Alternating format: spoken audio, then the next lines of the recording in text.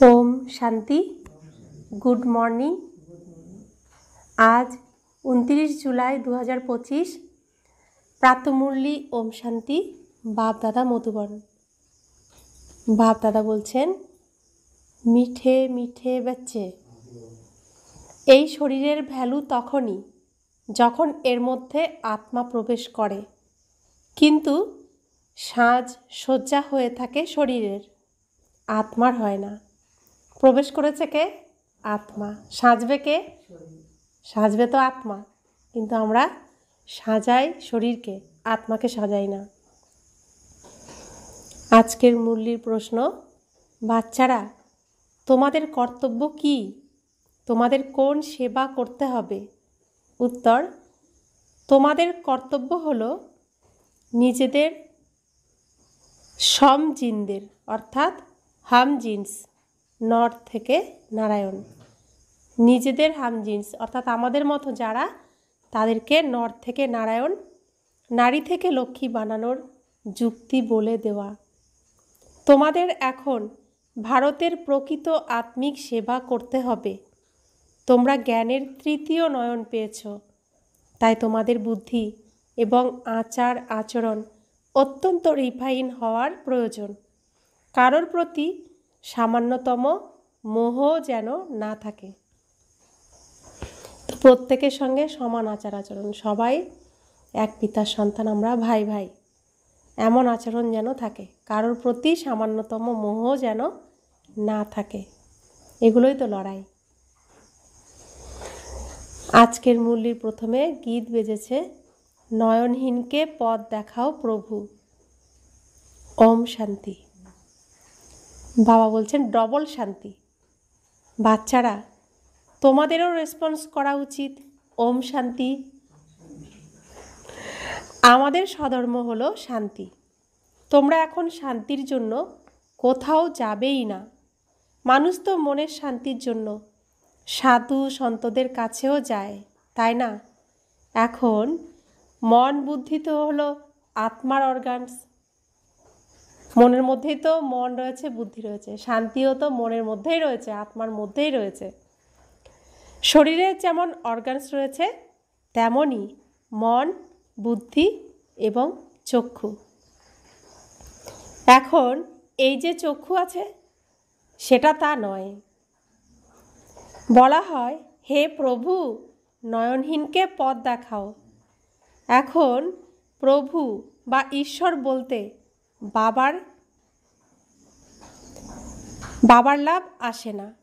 তো ঈশ্বর প্রভু বলতে বাবার প্রতি ভালোবাসা আসে না।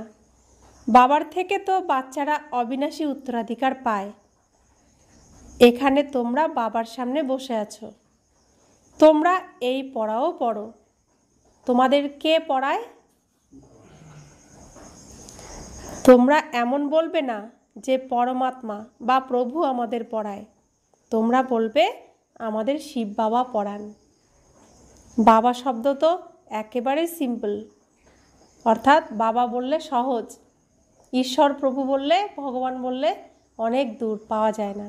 কিন্তু বাবা বললে তিনি একবারে আমার সাথেই থাকবেন। তিনি আমার কাছে বাবার বললেই তিনি ধরা দেবেন। ভগবান, প্রভু, ঈশ্বর বললে তিনি আসবেন না আমার কাছে।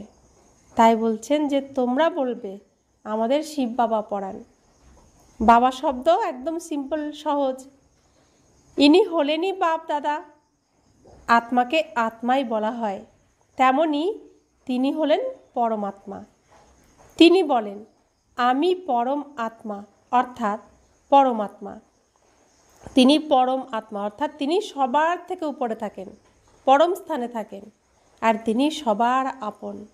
তাই বলা হয় পরম আত্মা, তোমাদের বাবা। এরপর এই নাটকের নিয়ম অনুসারে আমি পরমাত্মার নাম রাখা হয়েছে শিব। ড্রামাতে তো সকলেরই নাম চাই, তাই না? শিবের মন্দিরও তো আছে। ভক্তিমার্গের লোকেরা তো একের পর এক অনেক নাম রেখে দিয়েছে। এরপর অনেক অনেক মন্দির বানাতে থাকে। জিনিস তো একই। তো ভক্তি তো অন্যান্য ধর্মে তারাও করে, তারাও অন্যান্য নাম রেখে দিয়েছে, আমরাও অনেক নাম রেখে দিয়েছি। আমরা কি কি নাম রেখে দিয়েছি? অমরনাথ, বিশ্বনাথ, কেদারনাথ, পশুপতিনাথ, বৈদ্যনাথ, কত কিছু নাম রেখে দিয়েছি আমরা। আর অন্যান্য ধর্মে তারা আল্লাহ বলে, কেউ বলে গডফাদার। তো আমরা বলি ঈশ্বর, ভগবান, প্রভু, তারপরে অমরনাথ, এসব বলি, বৈদ্যনাথ। তো বাবা বলছেন ভক্তিমার্গের লোকেরা তো একের পর এক অনেক নাম রেখে দিয়েছে, এরপর অনেক অনেক মন্দির বানাতে থাকে, কিন্তু সে বাবা তো একজনই। সোমনাথের মন্দির কত বড়, কত সাজায়, মহল ইত্যাদিও কত সাজিয়ে রাখে। আত্মার তো কোনো সজ্জা নেই, তেমন পরমাত্মারও কোনো সজ্জা নেই। আত্মাকে কি সাজাবে? জামা কাপড় পরাতে পারবে আত্মাকে? হাত পাও নেই, চুড়ি মালা পরাবে যে, কিছুই নেই। তো বাবা বলছেন যেমন আত্মার কোনো সজ্জা নেই, তেমনি পরমাত্মা পিতারও কোনো সজ্জা নেই। তিনি হলেন বিন্দু, বাকি যেসব সজ্জা সবই শরীরের। বাবা বলেন যে না আমার সাজসজ্জা আছে, আর না আত্মার সাজসজ্জা আছে। বাবারও সাজসজ্জা নেই, আর বাবার সন্তান আত্মাদেরও কোনো সাজসজ্জা নেই। আত্মা হলোই বিন্দু, এত ছোট বিন্দু তো কোনো পার্ট প্লে করতে পারে না। ওই ছোট আত্মা যখন শরীরে প্রবেশ করে তখন সেই শরীরের কত ধরনের সাজসজ্জা হয়। আত্মা এত সূক্ষ্ম যে একে কেউ সাজাতে পারবে না। যখন শরীরে প্রবেশ করে তখন আত্মার হয়ে শরীরকে সাজসজ্জা করানো হয়। মানুষের কত নাম, রাজা রানীদের কত সাজসজ্জা হয়। আত্মা তো অতি সিম্পল বিন্দু। বাচ্চারা, এখন তোমরা এও বুঝেছ, আত্মাই এই জ্ঞান ধারণ করে। বাবা বলেন যে আমার মধ্যেও তো জ্ঞান আছে, তাই না? শরীরে তো জ্ঞান থাকেই না, শরীর তো এটা মৃত জড়বস্তু, এর মধ্যে কোনো জ্ঞান থাকে না। থাকে কিসের মধ্যে জ্ঞান? আত্মার মধ্যে থাকে। আমি আত্মার মধ্যে জ্ঞান আছে, আমাকে এই শরীর নিতে হয় তোমাদের সেই জ্ঞান শোনানোর জন্য। কোন শরীর নেন শিব বাবা? ব্রহ্মা বাবা, অর্থাৎ শ্রীকৃষ্ণের অন্তিম জন্মের অন্তিম শরীরকেই তিনি নেন আমাদেরকে জ্ঞান শোনানোর জন্য, অর্থাৎ শ্রীকৃষ্ণের দ্বারা আরও অন্যজনদেরকে শোনানোর জন্য। অর্থাৎ অর্জুন, মানে আরও যারা অর্জন করছে এই জ্ঞান তারা হলো অর্জুন। তাহলে অর্জুন হলাম আমরা। শরীর ছাড়া তো তোমরা শুনতে পারো না, কান ছাড়া তো শুনতে পারবো না। এখন এই গান বানানো হয়েছে, নয়নহীনকে পদ বলে দাও। শরীরকে পদ বলতে হবে কি? তা নয়, আত্মাকে বলতে হবে। আত্মা না থাকলে শরীর তো পড়ে যাবে নিচে না। আত্মা আছে বলেই তো শরীর বসতে পারছে, হাঁটতে পারছে, চলতে পারছে। তাহলে বলতে হবে কাকে? আত্মাকে। আত্মা কিসের দ্বারা শুনবে? কানের দ্বারা শুনবে। আত্মাই ডাকতে থাকে। শরীরের তো 2 নেত্র আছে, 3 তো হতে পারে না। তৃতীয় নয়নের জন্য এই ললাটে তিলকও দেওয়া হয়। শরীরের 2টো চোখ আছে, গাড়ির চোখ। তো তৃতীয় নয়নটা কার? আত্মা, না? তো তৃতীয় নয়নের জন্য অর্থাৎ আত্মার জন্য ললাটে কপালে তিলকও দেওয়া হয়। কেউ বিন্দুর মতো দেয়, কেউ আবার গণ্ডির মতো দেয়। বিন্দু তো হলো আত্মা, বাকি জ্ঞানের তৃতীয় নয়ন পাওয়া যায়।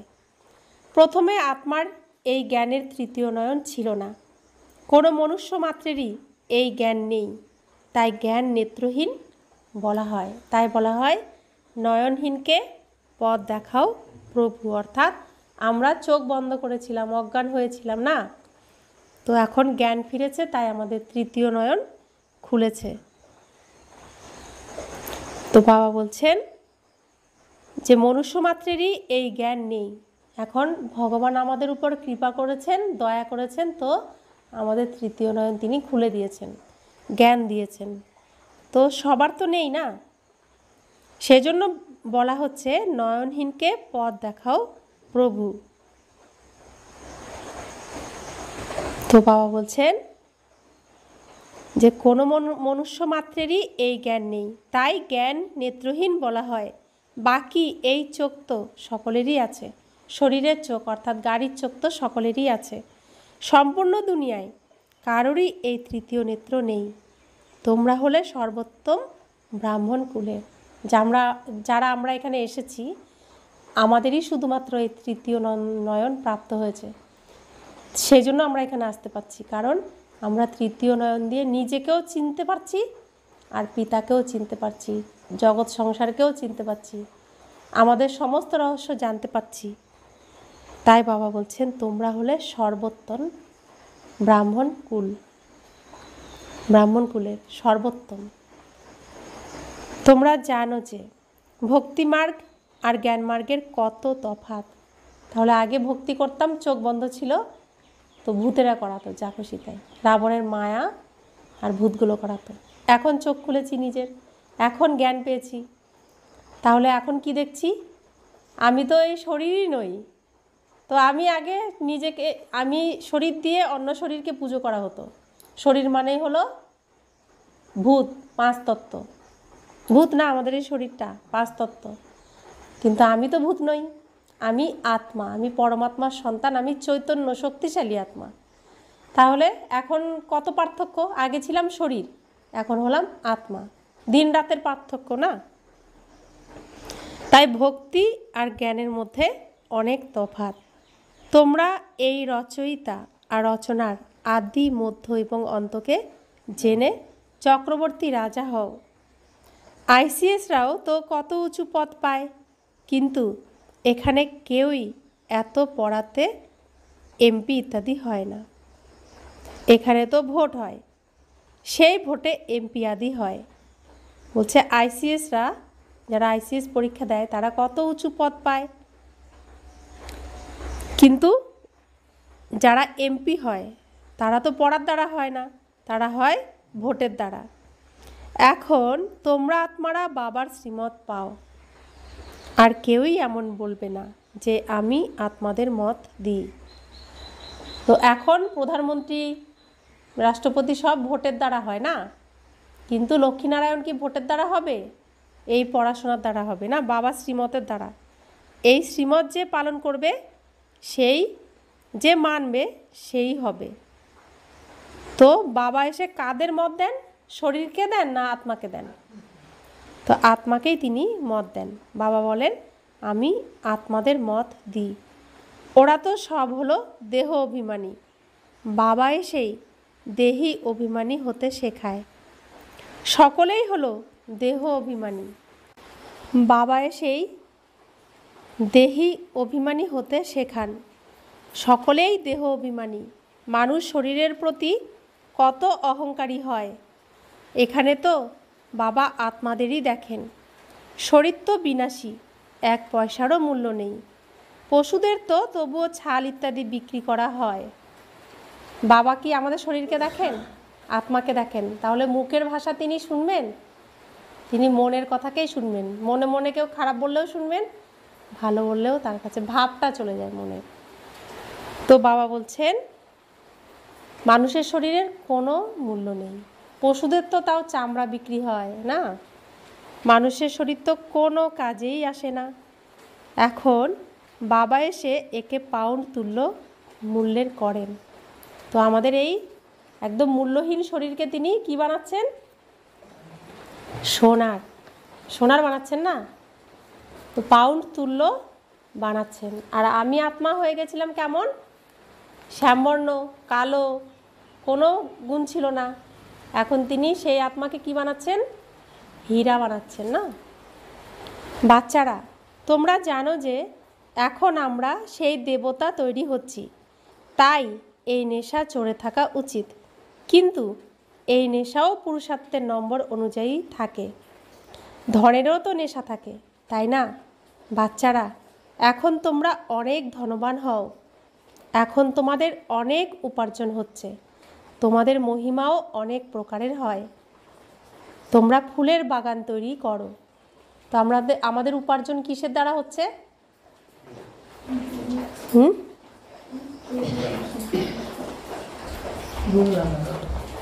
বাবা বলছেন তোমরা এখন অনেক ধনবান হও, এখন তোমাদের অনেক উপার্জন হচ্ছে। তো কিভাবে আমাদের উপার্জন হচ্ছে? এই জ্ঞান রত্ন, এক একটা শব্দ হচ্ছে বহু মূল্যবান রত্ন, অবিনাশী ধন। এই ধন যার কাছে থাকবে সে সব থেকে ধনী। তো বাবা বলছেন তোমরা ফুলের বাগান তৈরি করো। সত্যযুগকে বলা হয় গার্ডেন অফ ফ্লাওয়ার্স, অর্থাৎ সত্যযুগকে বলা হয় ফুলের বাগান। এর সাপলিং কখন লাগে কেউ জানে না। এই যে সত্যযুগের ফুলের বাগান, এই বাগানের কলম, স্যাপলিং মানে কলম, কলম কখন লাগে কেউ জানে না। শুধু বলে ব্রহ্মার দ্বারা স্থাপনা, ব্রহ্মার সংকল্পের দ্বারা সৃষ্টি রচনা, শুধু বলে কিন্তু জানে না কেউই। বাবা তোমাদের বুঝিয়ে বলেন। আমাদেরকে এখন বাবা বুঝিয়ে বলছেন না। আমরা কি এখানে গর্ভের দ্বারা জন্মগ্রহণ করেছি? কিভাবে জন্ম হয়েছে আমাদের? মুখ বংশাবলী, অর্থাৎ রাবণের জেলখানার থেকে কেটে নিয়ে এসে এই ঈশ্বরীয় কুলে কলম লাগিয়ে দিচ্ছে। দত্তক নিয়েছে না, তো দত্তক নেওয়াটা কলম লাগানোর মতোই। অর্থাৎ এখানে কাঁটার থেকে ফুল গাছ বানাচ্ছে। কাঁটার গাছ ছিলাম ওখানে, এখানে ফুল গাছ বানাচ্ছেন বাবা। তো বাবা বলছেন বাবা তোমাদের বুঝিয়ে বলেন, মানুষ ডাকেও বাগবান, বাগবানের মালিক এসো, অর্থাৎ বাগানের মালিক এসো, তাকে মালি বলা হবে না। তোমরা বাচ্চারা হলে মালি, যারা সেন্টার সামলাও। তা আমি একজন মালি, এরকম আমরা হচ্ছি মালি, তিনি বাগানের মালিক। মালি অনেক প্রকারের হয়, আর বাগানের মালিক একজনই হয়। মুঘল গার্ডেনের মালি তো অনেক উপার্জন করে, তাই না? সে বাগান এমন সুন্দর বানায় যে সবাই দেখতে আসে।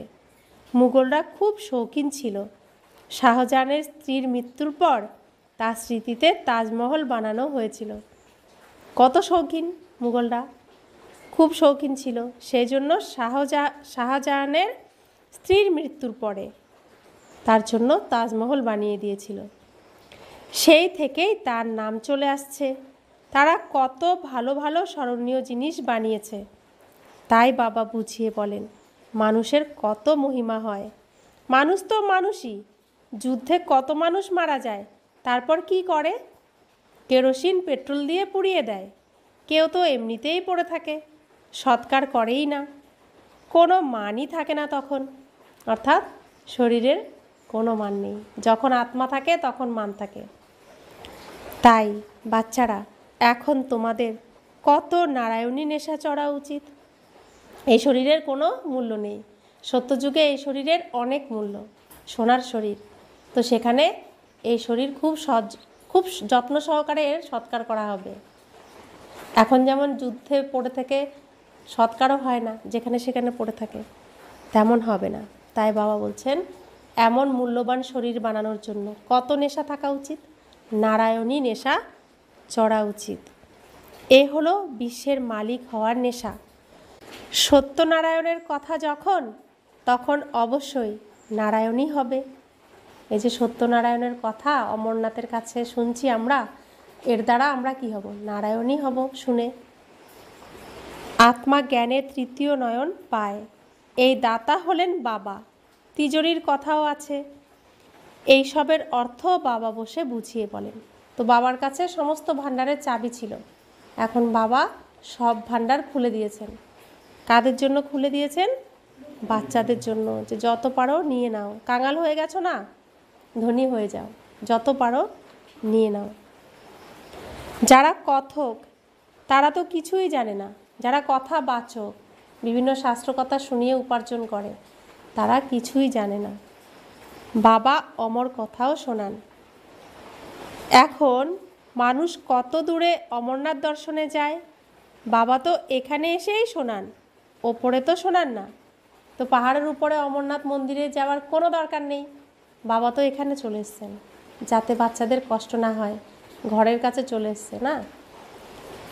বাবা তো আর পাহাড়ের উপরে গিয়ে শোনাচ্ছেন না, বা পরমধামের থেকেও শোনাচ্ছেন না।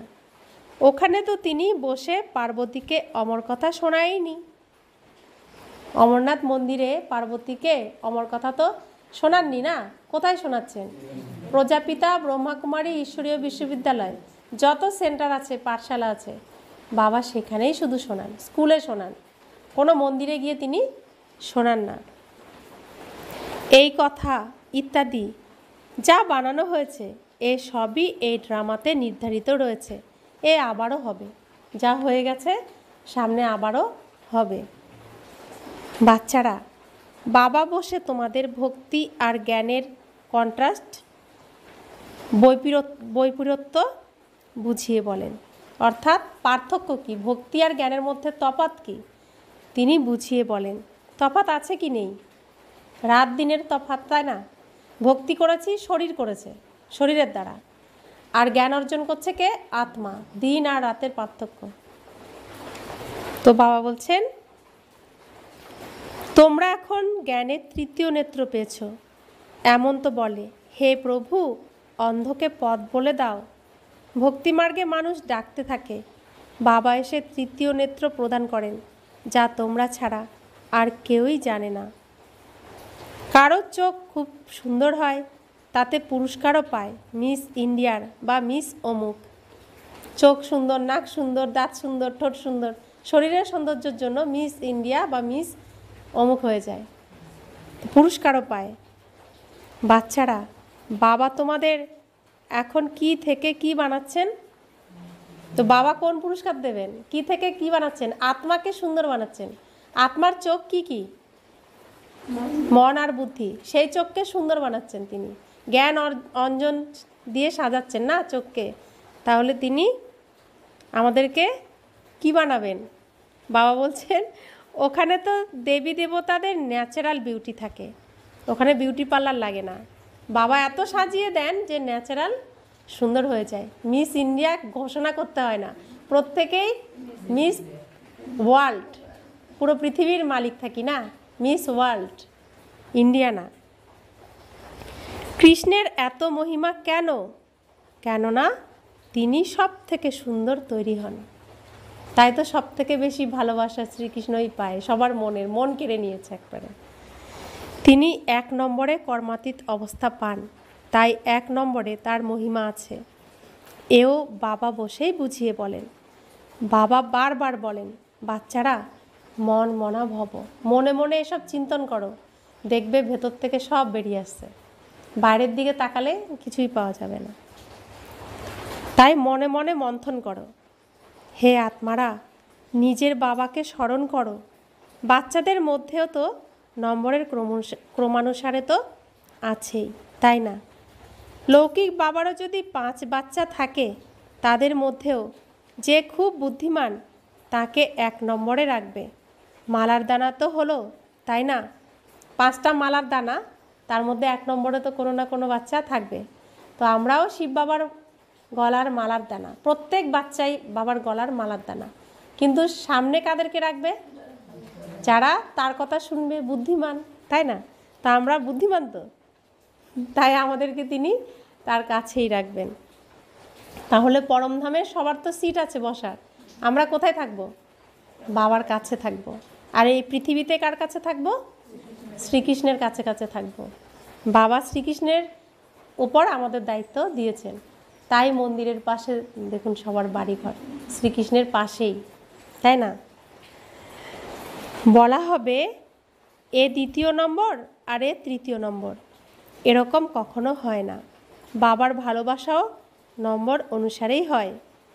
ও হলো জাগতিক কথা, আর এ হলো অসীম জগতের কথা। তো লৌকিকে 5 বাচ্চা থাকলে বলবে এ 1ম নম্বর, এ 2য় নম্বর, এরকম বলবে। তো বাবা বলছেন, বাবার ভালোবাসাও নম্বর অনুসারেই হয়, মানে লৌকিক জগতে, আর এ হলো অসীম জগতের কথা। লৌকিক জগতে নম্বর অনুসারে ভালোবাসা হয়, কিন্তু শিব বাবা সবাইকে সমান ভালোবাসেন, কাউকে কম বেশি ভালোবাসেন না। এখন তিনি ভালোবাসা দিতেই থাকছেন, যে যতটা নিতে পারছে। নেওয়ার ক্ষেত্রে নম্বর ক্রম হয়ে যাচ্ছে না, কেউ বেশি ভালোবাসা নিতে পারছে, কেউ কম নিতে পারছে, কিন্তু তিনি দিচ্ছেন সমান। যে বাচ্চারা জ্ঞানের তৃতীয় নয়ন পেয়েছে তাদের বুদ্ধি আর চলন আদি খুবই রিফাইন হয়, এক হয় কিং অফ ফ্লাওয়ার। তাই এই ব্রহ্মা আর সরস্বতী হলেন কিং কুইন ফ্লাওয়ার। এরা জ্ঞান আর যোগ এই দুইয়েই তীক্ষ্ণ। তোমরা জানো যে আমরা দেবতা হই, মুখ্য 8 রত্ন তৈরি হয়। প্রথম হলো ফুল, তারপর যুগলদানা, ব্রহ্মা আর সরস্বতী। তো মালার দানার কথা বলছেন, যেটা মালা জপ করে সবাই আধারিতে রেখে। তো ফুলকে ফুল হলেন শিব বাবা, পরমপিতা পরমাত্মা, তারপরে ব্রহ্মা সরস্বতী। তো তারা শ্রীকৃষ্ণ রাধারূপে স্মরণ করে। মালা জপ তো করে, তাই না? বাস্তবে তোমাদের পূজা হয় না, স্মরণ হয়। তো সেই মালার মধ্যে কাদের স্মরণ হয়? এখানে যারা 108 পর্যন্ত স্থান নেয় তাদের স্মরণ করা হয় ওই মালার দানার মাধ্যমে। তো বাবা বলছেন মালা জপ করলে কি হবে? কিছুই হবে না, কিন্তু তুমি যদি সেই যাদের জপ করছে তাদের গুণ ধারণ করো, তাহলে তোমাকেও তারা স্মরণ করবে এভাবে। তোমাদের ফুল দেওয়া হয় না, ফুল তখনই দেওয়া হবে যখন শরীর পবিত্র হবে। এখানে কারোর শরীরই পবিত্র নেই, সকলেরই জন্ম বিষের দ্বারা হয়, তাই তাদের বিকারী বলা হয়। এই লক্ষ্মীনারায়ণকেই বলা হয় সম্পূর্ণ নির্বিকারী। বাচ্চার তো জন্ম হবে, তাই না? এমন তো নয় যে কোনো টিউব থেকে বাচ্চার জন্ম হয়ে যাবে, এও সব বোঝার মতো কথা। বাচ্চারা, তোমাদের এখানে 7 দিনের ভাট্টিতে বসানো হয়। ভাট্টিতে কোনো ইট তো সম্পূর্ণ পুড়ে যায়, কোনোটা আবার কাঁচা থেকে যায়। ভাট্টির উদাহরণ দেওয়া হয়। এখন ইটের এই ভাট্টির উদাহরণ শাস্ত্রে তো বর্ণনা হতেই পারে না। এরপরে এখানে আবার বিড়ালের কথা। গুলাব কাবলির কাহিনীতেও বিড়ালের কথা বলা হয়েছে। ওখানে দ্বীপকে নিভিয়ে দিত, বিড়াল এসে দ্বীপকে নিভিয়ে দিত। তোমাদেরও তো তেমনই অবস্থা হয়, তাই না? তো মায়া বিড়াল আসে, এসে আত্মার প্রদীপকে নিভিয়ে দিতে চায় না। মায়া বিড়াল বিঘ্ন এনে উপস্থিত করে, তোমাদের অবস্থায় নামিয়ে দেয়। দেহবোধ হলো 1 নম্বর বিকার, তারপর অন্য অনেক বিকার আসে, মোহ অনেক হয়। বাচ্চারা বলবে আমি ভারতকে স্বর্গ বানানোর এই আত্মিক সেবা করব, আর মোহের বশে মা বাবা বলবেন আমরা অ্যালাউ করব না। তো বাবা বলছেন তোমাদের অবস্থা কত নামিয়ে দেয়, দেহবোধ থাকে তাই বিকার, তারপরে অন্যান্য বিকাররাও চলে আসে, মোহ অনেক হয়। তো আমরা বলি যে আমরা আত্মা, এখন স্বর্গ বানানোর জন্য আত্মিক সেবা করব। তো কারোর মা বাবা বলবেন যে না, আমরা পারমিশন দেব না, অ্যালাউ করব না। কারোর স্বামী বলবে, কারোর সন্তান বলবে। এও কতখানি মোহ। তোমরা মায়ার বিড়াল হয়েও না। তোমাদের এইম অবজেক্ট হলো এটা। কোনটা?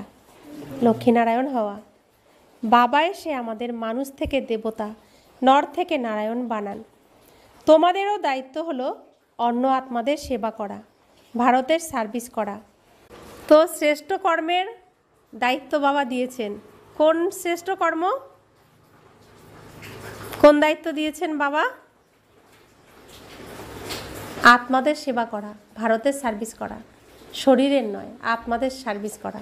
এটা হলো শ্রেষ্ঠ কর্ম, না? তোমরা জানো যে আমরা কি ছিলাম, এখন কি হয়েছি। এখন আবার রাজার রাজা হওয়ার জন্য পুরুষার্থ করো। তো আমরা কি ছিলাম? সত্যযুগের রাজা মহারাজা ছিলাম। এখন কি হয়েছি? কাঙাল, ভিখারি। এখন আবার রাজা হওয়ার জন্য পড়াশোনা করছি। তোমরা জানো যে আমরা নিজেদের রাজ্য স্থাপন করছি, এ কোনো সমস্যার কথা নয়।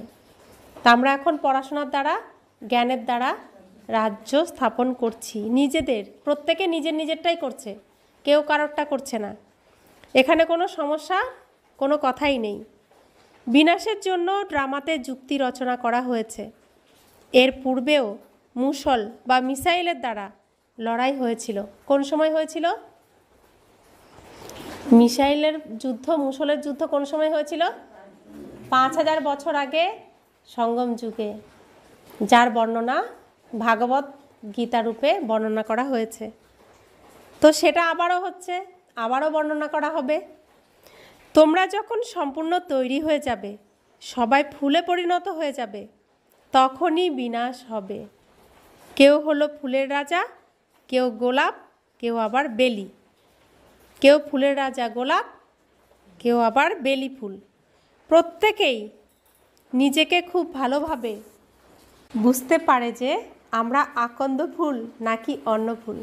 প্রত্যেকে নিজে নিজেকে তো বুঝতে পারে আমি কোন ফুল হয়েছি, আকন্দ ফুল না গোলাপ ফুল না পদ্ম ফুল না শিউলি ফুল না চাপা জুঁই। অনেকেই আছে যাদের জ্ঞানের কিছুই ধারণা হয় না।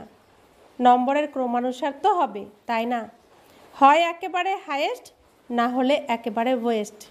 রাজধানী এখানেই স্থাপন হয়। শাস্ত্রতে তো দেখানো হয়েছে যে পাণ্ডবরা গোলে মারা গিয়েছিল, তারপর কি হয়েছিল কিছুই জানা নেই। কথা তো অনেকই বানানো হয়েছে, এমন কোনো কথা নেই। বাচ্চারা, এখন তোমরা কত স্বচ্ছ বুদ্ধির হও। তো পাণ্ডবরা পচে গলে তো মরে যায়নি, আত্মা শরীর ছেড়ে পরমধাম চলে গেছে, এমন তো কোনো কথা নেই। এখন আমরা কত স্বচ্ছ বুদ্ধির হয়েছি, বুঝতে পারছি পরিষ্কার। বাবা তোমাদের অনেক প্রকারের বোঝাতে থাকেন, এ কত সহজ। কেবল বাবাকে আর অবিনাশী উত্তরাধিকারকে স্মরণ করতে হবে।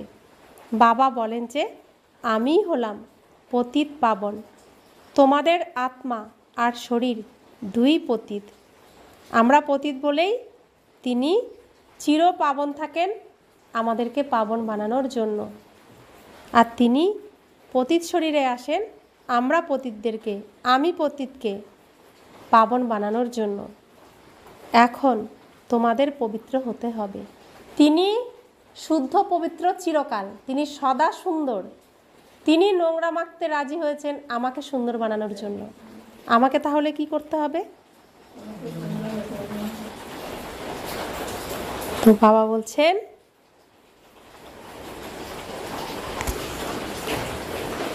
এখন তোমাদের পবিত্র হতে হবে। আত্মা পবিত্র হলে শরীরও পবিত্র হয়। তোমাদের এখন অনেক পরিশ্রম করতে হবে। বাবা বলেন যে বাচ্চারা অনেক দুর্বল, তারা স্মরণ করতে ভুলে যায়। বাচ্চারা দুর্বল, অর্থাৎ আত্মার মধ্যে তত শক্তি নেই। যার যত শক্তি সে তত বাবাকে স্মরণ রাখতে পারবে। যে যত দুর্বল তার উপর মায়ার প্রভাব আসবে। বাবা নিজেই নিজের অনুভব বলেন। খাবার সময় স্মরণ করি শিব বাবা আমাদের খাওয়ান, আবারও ভুলে যায়। একবার খাওয়ার সময় মনে করে, দ্বিতীয়বার খাওয়ার সময় ভুলে যায়। কে বলছেন এই কথা? ব্রহ্মা বাবা বলছেন। তার মধ্যে শিব বাবা রয়েছেন, তারপরেও তিনি ভুলে যান। তাহলে বাচ্চাদের কি অবস্থা হবে? আবার স্মৃতিতে ফিরে আসে, তো যুদ্ধ চলে। তোমাদের মধ্যে এও হয় পুরুষার্থের নম্বর অনুসারে। কেউ তো বন্ধনমুক্ত হওয়া সত্ত্বেও আবার ফেঁসে যায়, ধর্মপুত্রও বানিয়ে নেয়। এখন বাচ্চারা তোমরা জ্ঞানের তৃতীয় নেত্র প্রদানকারী বাবাকে পেয়েছ। একে নাম দেওয়া হয়েছে তিজোরির কথা, অর্থাৎ তৃতীয় নয়ন পাওয়ার কথা। তৃতীয় নয়ন হলো তিজোরি, এর মধ্যেই তো সমস্ত ভাণ্ডার রাখা হচ্ছে না। এখন তোমরা নাস্তিক থেকে আস্তিক হও। আমরা পুজো অর্চনা করা সত্ত্বেও নাস্তিক ছিলাম। কেন ছিলাম? ভগবানকে জানতাম না, বাবাকে চিনতাম না। এখন আস্তিক হয়েছি, অর্থাৎ বাবাকে চিনেছি, ভগবানকে চিনে ফেলেছি। বাচ্চারা জানে যে বাবা হলো বিন্দু, তিনি হলেন জ্ঞানের সাগর। ওরা তো বলে দেয় নাম রূপ থেকে পৃথক। আরে জ্ঞানের সাগর তো অবশ্যই জ্ঞান শোনাবেন, তাই না? তিনি জ্ঞানের সাগর, তো তিনি অবশ্যই জ্ঞান শোনাবেন। এর রূপ ও লিঙ্গ দেখানো হয়েছে। তাহলে নাম রূপ থেকে পৃথক কিভাবে বলো? কত বোকার মতো বলতো। বাবার কোটি কোটি নাম রেখে দিয়েছে, তাহলে নাম রূপবিহীন কিভাবে বলো? শিবলিঙ্গ রূপে পূজা করছো, নাম ডাকছো শিব, আবার বলছো নাম রূপ থেকে তিনি নিয়ারা, আবার নাম রেখেছো, কোটি কোটি নাম রেখে দিয়েছে। কি বলে আর কি করে বাবা বলে আমার বাচ্চারা একেবারে। এই জ্ঞান বাচ্চাদের বুদ্ধিতে খুব ভালোভাবে থাকা উচিত। এমন বলাও হয় যে পরমাত্মা হলেন জ্ঞানের সাগর। সম্পূর্ণ জঙ্গল যদি কলম বানাও তাও এই জ্ঞানের অন্ত হতে পারে না। সম্পূর্ণ আকাশকে বা সম্পূর্ণ মাটিকে যদি, ভূমিকে যদি কাগজ বানানো হয়, সম্পূর্ণ জঙ্গলকে যদি কলম বানানো হয়, আর সমস্ত সাগরের জলকে যদি কালি বানানো হয়, তবুও এই জ্ঞানের অন্ত হতে পারে না। সাগর না, তো তিনি হলেন জ্ঞানের সাগর। আর শর্টকাটে কি দিয়েছেন? 7টার মধ্যে তিনি সব ভরে দিয়েছেন। কি কি? সুখ, শান্তি, প্রেম, আনন্দ, জ্ঞান, পবিত্রতা, শক্তি, এর মধ্যেই সমস্ত কিছু তিনি ভরে দিয়েছেন। তাই বলে 7 সমুদ্র। তো আমরা এখন সাগর হয়ে যাচ্ছি, সাগর ভরে নিচ্ছি নিজের মধ্যে। তো পাখি সাগরের জল খেয়ে ফেলেছিল, কোথায় দেখানো হয়েছে? এটা রামায়ণে দেখানো হয়েছে না? যখন সাগরের উপর রাম নামের পাথর দিয়ে রাস্তা বানানো হচ্ছিল, তখন পাখি সাগরের জল সব খেয়ে ফেলেছিল, দেখানো হয়েছে না? তো আমরা তো রাম নামের সেই পাথর বিছিয়ে দিচ্ছি এই বিষের সাগরের উপরে, আর আমরা পাখি সাগরের জল খাচ্ছি না এখন। তো আমরাই সেই পাখি। अच्छा, मीठे मीठे सिकिलादे बच्चों प्रति माता पिता बाप दादा का यह प्यार और गुड मॉर्निंग। रूहानी बाप की रूहानी बच्चों को नमस्ते। हम रूहानी बच्चों की रूहानी माता पिता बाप दादा को यह प्यार, गुड मॉर्निंग और नमस्ते नमस्ते नमस्ते। शुक्रिया बाबा, शुक्रिया बाबा, शुक्रिया। धारणार जन्य मुख्य सार। আমরা এখন বাবার দ্বারা ওয়ার্থ পাউন্ড হয়ে উঠছি। আমরাই সেই দেবতা তৈরি হব। এই নারায়ণী নেশায় থাকতে হবে। বন্ধনমুক্ত হয়ে সেবা করতে হবে। বন্ধনে ফেসে যেও না। দ্বিতীয় ধারণা, জ্ঞান এবং যোগে তীক্ষ্ণ হয়ে মাতা পিতা সম কিং অফ ফ্লাওয়ার হতে হবে, আর নিজের সমজিনদেরও সেবা করতে হবে। তাহলে জ্ঞান এবং যোগে তীক্ষ্ণ হয়ে কোন মাতা পিতার সমান হতে হবে? ব্রহ্মা বাবা আর মাম্মা, তারা কিং আর কুইন হচ্ছেন না, কৃষ্ণ আর রাধা হচ্ছেন না। তো আমাদেরকেও তাদের সমান হতে হবে। আবার আমাদেরকেও আমাদের মতো যারা রয়েছে তাদেরকে সমান বানাতে হবে। তো এই নারায়ণী নেশায় থাকতে হবে, নিজেও হব, অন্যকেও বানাবো, আর বন্ধন মুক্ত হয়ে সেবা করতে হবে। বন্ধনে ফেসে গেলে হবে না। বরদান, নিজের সকল খাজানাগুলিকে অন্য আত্মাদের সেবাতে লাগিয়ে সহযোগী হওয়া। সহজ যোগী ভব। সহজ যোগী হওয়ার সাধন হলো সদা নিজেকে সংকল্প দ্বারা, বাণী দ্বারা আর প্রত্যেক কার্য দ্বারা বিশ্বের সকল আত্মাদের প্রতি নিজেকে সেবাধারী মনে করে সেবাতেই সব কিছু লাগানো। ব্রাহ্মণ জীবনে যে সকল শক্তির, গুণের, জ্ঞানের বা শ্রেষ্ঠ উপার্জনের সময়ের খাজানা বাবার দ্বারা প্রাপ্ত হয়েছে, সেগুলি সেবাতে লাগাও, অর্থাৎ সহযোগী হও। তো সহজ যোগী হয়ে যাবে। কিন্তু সহযোগী সেই হতে পারবে যে সম্পন্ন থাকবে। সহযোগী হওয়া অর্থাৎ মহাদানী হওয়া। তো সমস্ত ভাণ্ডারে যে সম্পন্ন থাকবে সেই সহযোগী হতে পারবে, মহাদানী হতে পারবে। স্লোগান, অসীমের বৈরাগী হও, তাহলে আকর্ষণের সব সংস্কার সহজেই সমাপ্ত হয়ে যাবে। বৈরাগী কোথা থেকে নিতে হবে, বৈরাগ্য নিতে হবে কোথার থেকে? এই রাবণের বিশাল দুনিয়ার থেকে বৈরাগ্য নিতে হবে। তাহলে কি হব? সমস্ত আকর্ষণের সংস্কার, যে সব কিছুর প্রতি আকৃষ্ট হয়ে, সেই সংস্কার সহজেই সমাপ্ত হয়ে যাবে। অব্যক্ত ইশারা। সংকল্পের শক্তি জমা করে শ্রেষ্ঠ সেবার নিমিত্ত হও। যেরকম নিজের স্থূল কার্যের প্রোগ্রাম দৈনন্দিন চার্ট অনুসারে সেট করো, এরকম নিজের মনসা সমর্থ স্থিতির প্রোগ্রাম সেট করো। তো সংকল্প শক্তি জমা হতে থাকবে। নিজের মনকে সমর্থ সংকল্পে বিজি রাখলে তো মনের আপসেট হওয়ার সময় পাবে না। মন সদা সেট অর্থাৎ একাগ্র থাকলে শত ভালো ভাইব্রেশন ছড়িয়ে পড়বে, সেবা হতে থাকবে। তো এর জন্য কি করতে বলেছেন বাবা? নিজের সিটে সেট করে নাও, নিজেকে একদম বেল্ট লাগিয়ে নাও। কিসের বেল্ট লাগাতে হবে? সংকল্পের বেল্ট। কিছু না কিছু সংকল্প মনকে দিয়ে দিতে হবে, তো বেল্ট লাগিয়ে দিতে হবে। তো মন কোথাও আর যাবে না, সিটেই বসে থাকবে। তখন সেই সংকল্পের ভাইব্রেশন চারিদিকে ছড়িয়ে পড়বে। তো কত সহজ করে বাবা বলেন। আমরা বাবা বলছে নম্বরের ক্রমানুসারে, যে আত্মা শক্তিশালী সে পারবে, যে আত্মা দুর্বল সে পারবে না। তো শক্তিশালী বানাতে হবে কিসের দ্বারা?